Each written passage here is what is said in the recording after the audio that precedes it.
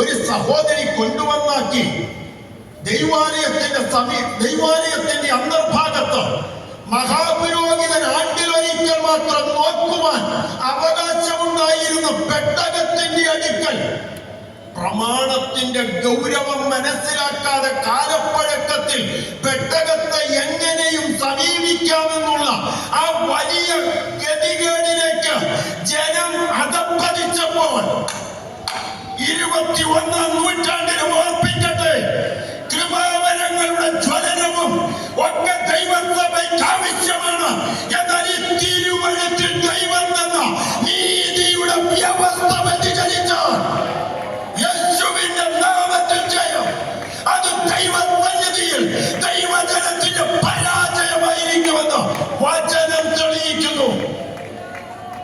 ഇസ്രായേലിലെ കരുത്തുറ്റ പ്രവാചകൻ ഉടലെടുക്കുന്ന ദൈവാലയത്തിന്റെ പെട്ടകത്തിന്റെ സമീപത്ത് അവൻ കിടന്നുറങ്ങുന്നു. അന്നവൻ പുരോഹിതനല്ല, കേവലം പ്രവാചകനാണ്. മഹാപുരോഹിതൻ മാത്രം ആണ്ടി അടുത്തു വരുവാൻ ഗൗരവത്തോടെ വന്നിരുന്ന പെട്ടകത്തിന്റെ സമീപെ കിടക്കത്തക്ക നിലയിൽ പ്രമാണത്തിന്റെ സകല സീമകളും അവിടെ ലംഘിക്കപ്പെടുന്നു. എന്നിട്ടും ദൈവം കരുണ കാണിച്ചു. തട്ടിപ്പോകാതെ ശമൂവേൽ വളർന്നു വന്നത് അതിന്റെ പേരാണ് ദൈവത്തിന്റെ കരുണ.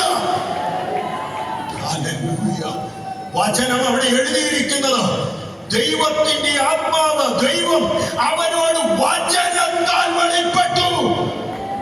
എന്നിട്ടും വചനം തലമുറയെ പഠിപ്പിക്കുന്നതിൽ, ആത്മീകമായി പ്രവചന ശുശ്രൂഷയിൽ കഴുതയെ നഷ്ടപ്പെട്ട ശൗലിന്റെ കഴുതിയവരെ കണ്ണടച്ചാൽ കണ്ടു വിളിച്ചു പറയാൻ വരപ്രാപ്തനാണെങ്കിലും വചനം പറഞ്ഞു കൊടുക്കുവാൻ കഴിയാതെ പോയതുകൊണ്ട് തന്റെ കൺമുൻപിൽ തന്റെ തലമുറ ആ പ്രമാണത്തിന്റെ സകല സീമകളും തെറ്റിച്ചുകൊണ്ട്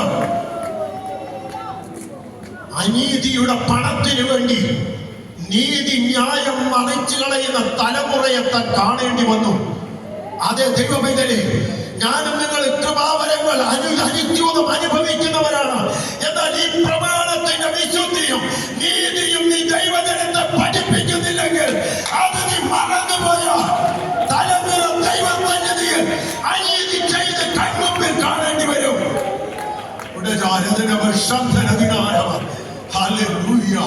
തന്റെ കൺമുൻപിൽ ഏലിയുടെ 2 മക്കൾ പട്ടുപോകുന്നതും ഏലി പുറകോട്ട് വീണ് മരിക്കുന്നതും 50,000-ഓളം അതിലേക്ക് നോക്കി പട്ടുപോകുന്നതും ശമൂവേൽ കണ്ണുകൊണ്ട് കണ്ടു. എന്നാൽ അത് കണ്ടിട്ടും പിടിക്കപ്പെട്ടുപോയ പെട്ടകം മടക്കിക്കൊണ്ടുവരുവാൻ ഉള്ളിലൊരു ഭയം ഈ വലിയ വരപ്രാപ്തനായ ദൈവഭക്തന് അകത്ത് ഒന്ന് തോന്നാനിട വന്നില്ല. പെട്ടകത്തിനകത്ത് പ്രമാണമുണ്ട്. ആ പെട്ടകത്തോട് എങ്ങനെ അടുക്കണമെന്നുള്ള വ്യവസ്ഥ അതിനകത്തിരിപ്പുണ്ട്. അത് പക്ഷെങ്കിൽ അഭിനാദാവിന്റെ വീട്ടിലിരിക്കുകയാണ്. അത് ഫെലിസ്ത്യന് കൊണ്ടുപോയത് എവിടെ നിന്നെന്ന് അറിയാമോ? 5-ന്റെ 1-ാം വാക്യത്തിൽ കിടപ്പുണ്ട്. എബെനേസറിൽ നിന്നാണ് കൊണ്ടുപോയത്.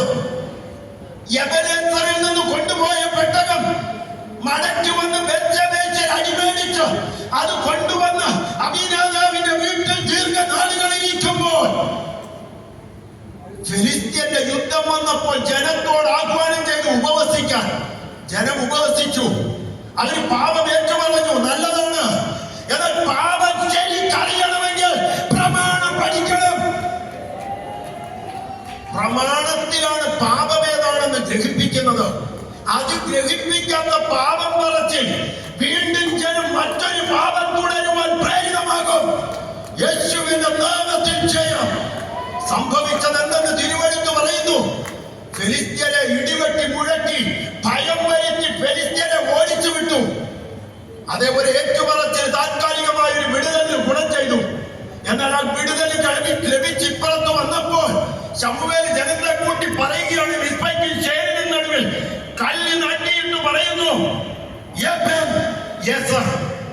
അതേ കുഞ്ഞെ, നീ എബെനേസർ എന്ന് പറഞ്ഞത് ശരിയാണ്.